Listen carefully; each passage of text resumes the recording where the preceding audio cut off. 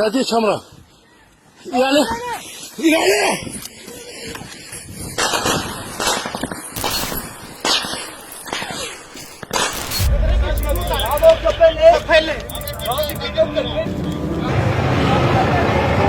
Ermənistan nəyə görə risk edib təxribata əl atıb? Onlar danışıqlar prosesini tamamilə məhv etmək istəyirdilər. Sonra onlar etdikləri kimi bizi günahlandırmaq, Azərbaycanla danışıqlar aparmaq mümkün deyil, söyləmək istəyirdi. You can watch CBSN 24/7. War when both Armenia and Azerbaijan. Azerbaycan ordusu Karabağ'ın özgürlüğe kavuşması için cephede adım adım ilerliyor. Ну, вот у армянского военкомата вот так провожают людей. Так что здесь нет, ну это, как я понимаю, флаг не Армении, это, скорее всего, Азербайджан, я думаю.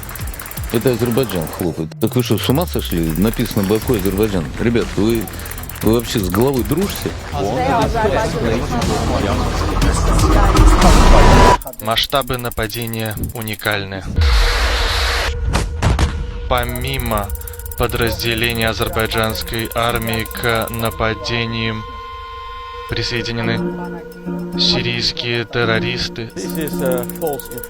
Bu yalan məlumatdır. Представители особых турецких сил находятся в составе азербайджанской армии и участвуют в боевых действиях. Bunun sübutu yoxdur. Türkiyə heç bir şəkildə münaqişəyə cəlb olunmuyor. То упорство, с которыми наши солдаты героически стоят на защите наших границ.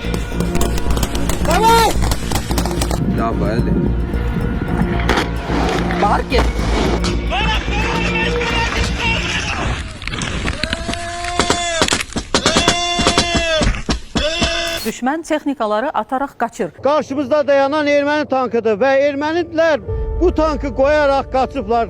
Şanlı Azərbaycan əsgəri, qüdrətli Azərbaycan əsgəri. Bir daha sübut elədilər ki, Azərbaycan ordusunun qarşısında çox acizdirlər. Армянская нация, благодаря таким героям, как они, попробовала победу и уже не согласна ни на одну другую судьбу. Paşinyan texnikası da aparam sürməyə. Hara aparırsan ha? Gədəbəyə. Müasir silahlardan istifadə edilir. Ona görə getmək lazımdır. Heç nədən ölək. İndi 92-ci il deyil. Sonra onlar yenidən buraya köçüb yaşayacaq və şəhəri müdafiə edəcəklər. Bunu hətta bizimkilər ermənilərdən onlar qoyub qaçıb hər şeyi qoyub qaçdıqdan sonra belə nümunələr götürüblər. Düsseldorfda keçirilən bu izdihamlı aksiyanın məramı, məqsədi məlumdur. Dünya ictimaiyyəti erməni terroruna və işğalçılığına reaksiya verməlidir. Gerçəklik budur ki, 26 ildir ki, işğal olunmuş 7 rayon Azərbaycanın Dağlıq Qarabağ məsələsinin həlli istiqamətində bir tük qədər irəliləyiş olmayıb. Təcavüzkara praktiki təzyiqin olmaması münaqişənin niyə görə bu qədər uzun çəkməsinin səbəblərindən biridir. Erməni qıratıdır, Qarabağ döyüşü zamanı məhv edilib.